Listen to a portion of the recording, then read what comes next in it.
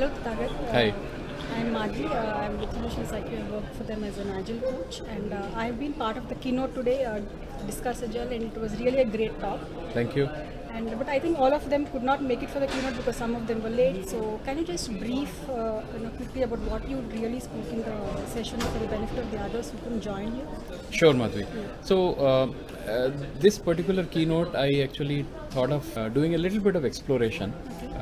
The first perspective I wanted to explore was what is really agility beyond the labels, beyond the method, process, frame, tools, and so on. And my own understanding is that I think at the very core of it, agility is composed of three elements, which I talked about here. The first one is about awareness. How much are we really aware of it? Because if I'm not aware of it, then it's very difficult to be agile really in that sense. The second one is being able to assess if something is happening, where will it lead me to? So being able to think, and that's more kind of a cognitive function in that sense.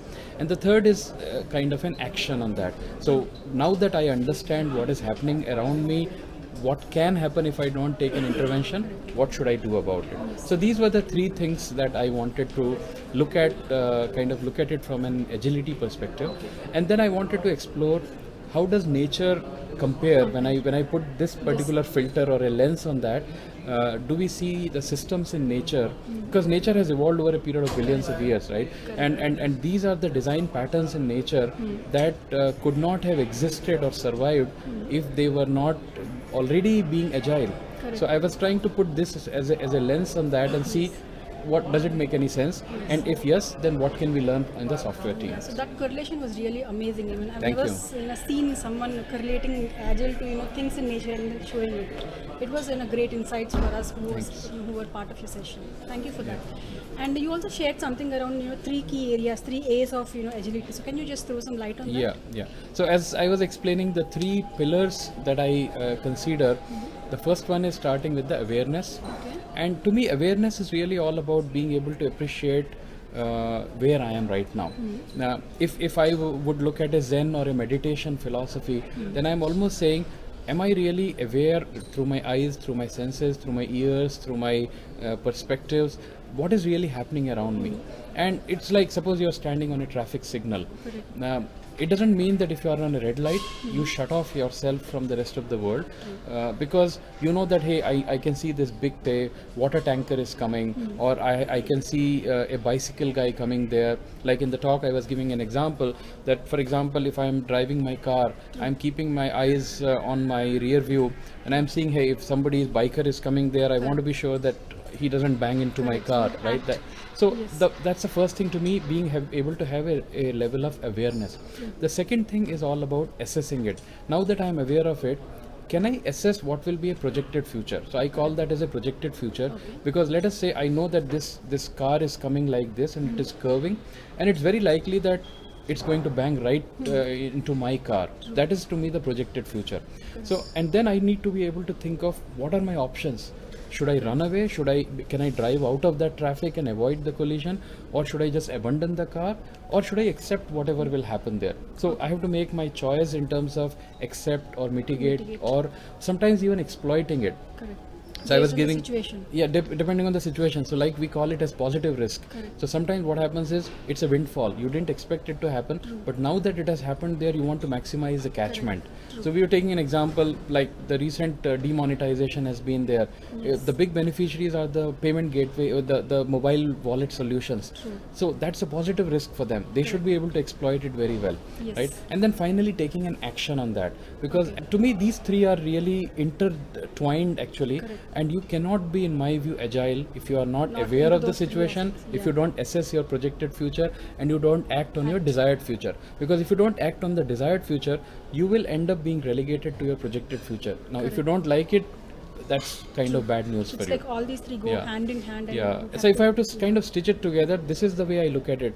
So the awareness part is basically that you are receiving all the signals and the senses, and assess part is where you are cognitively kind of synthesizing everything there, and then act is when you are again going back out of your system and then kind of acting on that. So these are the 3 ways in which I look at agility.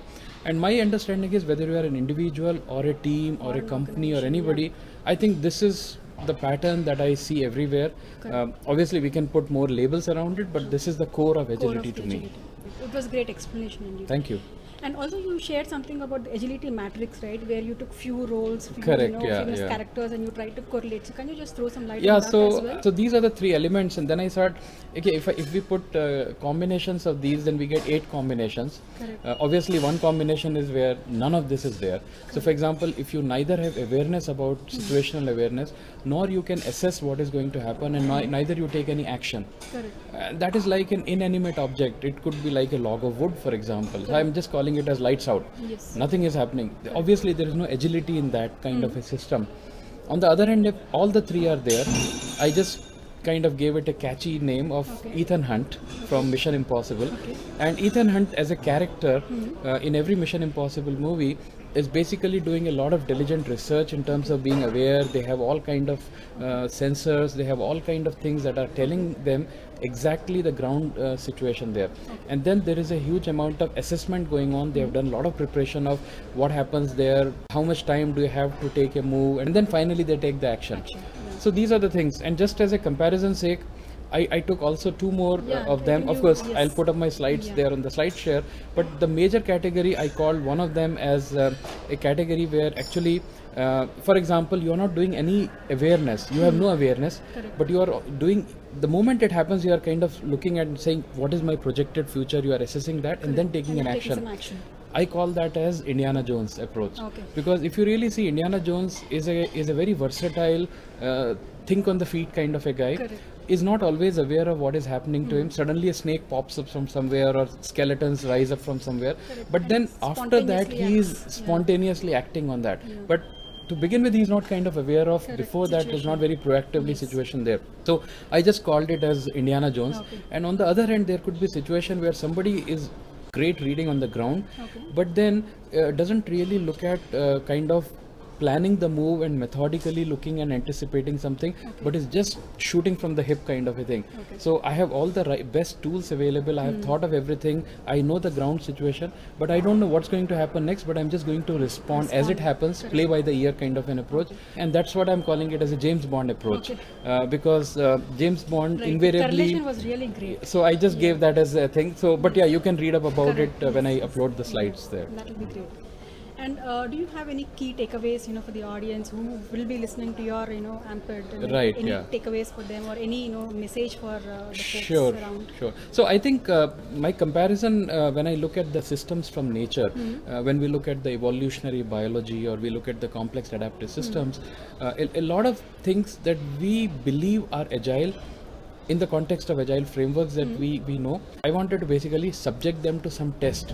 And I feel that the whole notion of emergence, for example, the way we understand from complex adaptive systems, I don't believe that in agile world we really understand emergence. For example, one question that I'm questioning of late is scalability something that we can accomplish by just building frameworks and methods, or scalability is an emergent property, which means that it doesn't exist at an atomic level, but when you put a lot of agents together, then emergence, it emerges basically. Now, if it emerges, I don't believe that you can really create a framework or a template to kind of provide a ready-made answer. You should look at it like a culture which evolves bottom up over a period of time. It's like a journey. It will take its own course of time. So I think I want to basically I'm still continuing my work on understanding it. I believe that the agile world would benefit a lot by actually spending time in understanding the natural systems and then understanding how that gradual evolution really happens there, rather than kind of